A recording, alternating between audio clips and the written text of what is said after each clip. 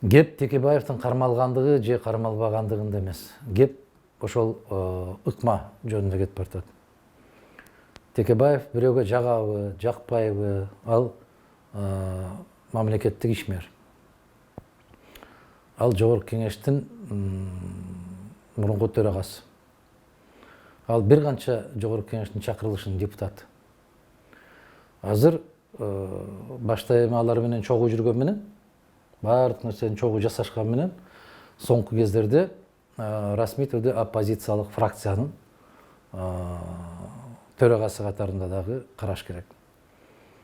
Намыска келесиң да, намысыңа келесиң, эмнеге бир башка мамлекеттин жараны биздин бир очойгон партиянын төрагасын, фракциянын төрагасын ушундай деп койду деген сөздүн аркасы менен баягы бир чоң операция жасагандай болуп, аны ошол самолеттун колуна кишен салып, жөн эле кечирип коебуз деп эле барып, бизден сизге суроолорубуз бар эле, келип кетесизби десе, бара турган нерсе да бул.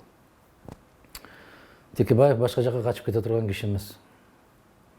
Анан баягы баш кесер, жан кечтини кармагандай кылып кармагандыгы бул абийирсиздик, бул уят.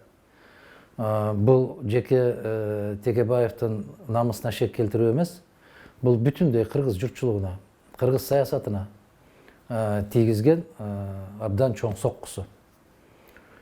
Эгерде кайсы бир маселелер боюнча кармаган болсо, үй камагына деп жарыялап коюп, Бишкектен сыртка чыкпоо жөнүндө кол койдуруп алып, тергөөнү жүргүзө бер.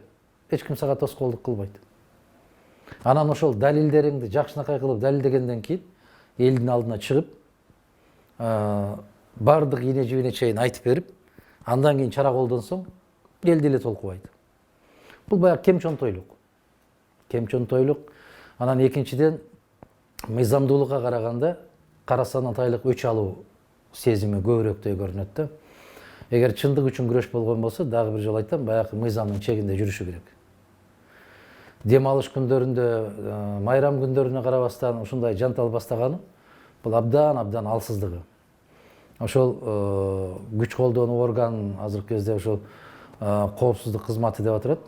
Коопсуздук кызматы бул мамлекеттин коопсуздугу үчүн эмес, бир кандайдыр бир топтун коопсуздугу үчүн иш кылып атканы көрүнүп калды да.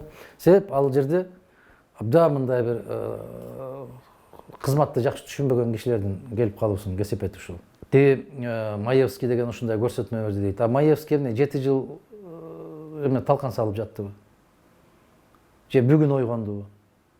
Же комага түшүп калды беле? Кайдан пайда болду? Эгер ушуну 10-жыл эле көтөргөн ушу маселени деп атат. 10-жыл көтөрсө эмне үчүн 10-жыл чара көрүлгөн жок? Мегакомдун тегерегинде чыр баягы апрель окуясынан бери уланып келатат. Эмне үчүн ошондо чекит коюлган жок? Ошондуктан жанакы бир топ ойлонулбаган, жакшы эмес аракеттер баягы бүдөмөк ойлорду жаратат. Мен ким болсо ошол болсун айтар элем. Эч кимдин башына андайды салбасын. Баш кесер менен, жан кечти менен, анан каракчы менен баягы саясий ишмерлерди, Кыргызстанда белгилүү жарандарды, белгисиз эмес болсо дагы кыргыздын жаранын биринчи кезекте баягы укугун коргоого аракет жасалышы керек. Кээ бир учурларда туура эмес билдирүүлөр кетип калып атат.